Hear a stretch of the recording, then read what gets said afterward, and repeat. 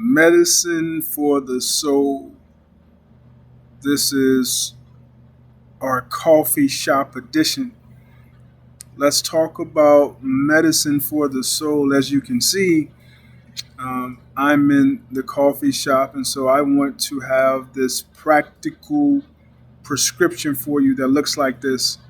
There are some past videos where I've been speaking about the soul. In one such video, I compare the soul as the DVR/VCR. It has this function and capability to capture and hold on and pause and reflect. It makes us present to our current reality of life on earth. Well, in today's coffee shop edition, I want to compare the soul to a computer. Stick with me so this can make sense. There are some things that got past our malware, that got past our defense system, and it came in form of a virus. So what is this comparison like? These are the things that we didn't necessarily cause. It was inflicted upon us. These are hurts, betrayals, trauma, abuses, and they're affecting our soul. They're come up in our waking and our dreaming moments. We think about them. We find ourselves triggered by things, and it's affecting our soul. There's another comparison, and this is to say that this is caused by us. There are some things that we did in life, and there are files that are still running, right? I'm still in this computer analogy.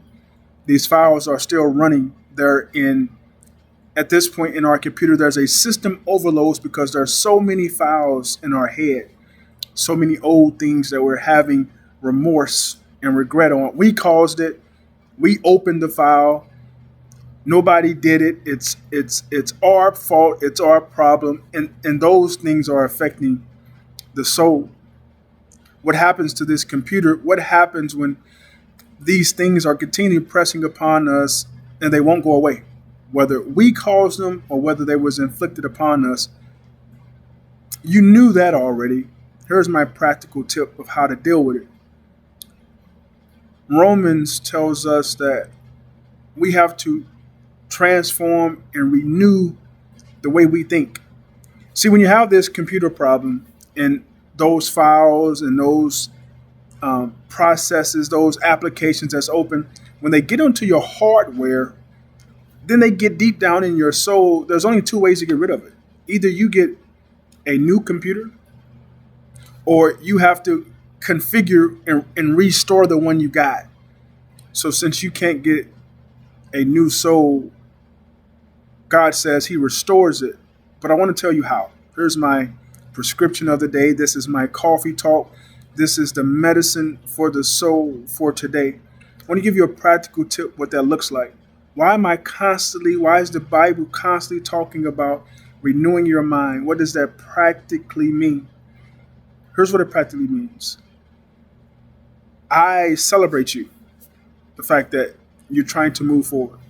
I celebrate you, the fact that you have come to a place in your life where you want to surrender. But I want to practically let you know that the same way that it took a long time to get many apps, right, in this computer analogy, all these things that are being processed that is on your hardware, it took a while.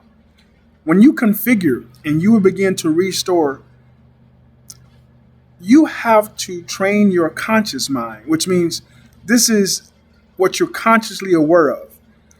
These are the things that you are saying and you are aware you're saying. You're trying to get them in your subconscious where your body and your mind just begins to work in unity. Your subconscious mind is way more powerful. So the reason why you have to find yourself saying the same scriptures over and over again, the reason why you have to constantly be renewing your mind with the word of God is because you're trying to get it within your heart. This is not a one-day process. It is not a one-time prayer. It is the same active lifestyle, the same active intention, the same active forethought that you had when you were doing it the other way, when you were doing those things that got it in your heart where it was just natural. In order for this to become natural, you have to consume it. You have to consume it often. You have to keep saying. So, my coffee shop edition today is don't be weary in well doing, nor do I want to fool you to think that it was going to be some simple or easy process. It is a very active process. You have to make this conscious. You're consciously saying it. I am more a conqueror. I put on Christ. I can do all things through him who strengthens me. I am an overcomer. He that is in me is greater than that which is in the world. I'm constantly saying those things. See, even when you weren't thinking about it, you were around environments, you were within atmospheres that even when you weren't saying it, it was saying it to you. You were consciously aware of those things, and it's a reason why it's so entrenched in your soul. Same thing, intentionally surround yourself in an atmosphere where you're feeding yourself with the Word of God. You're going to have to replace some things. You're going to have to get rid of some things, but you're going to have to actively do it. Why? Because you're reprogramming. You have to reprogram all of those old things. This is our coffee shop edition. This is a medicine for today. It's real simple. Transform your way of thinking by actively saying it repeatedly.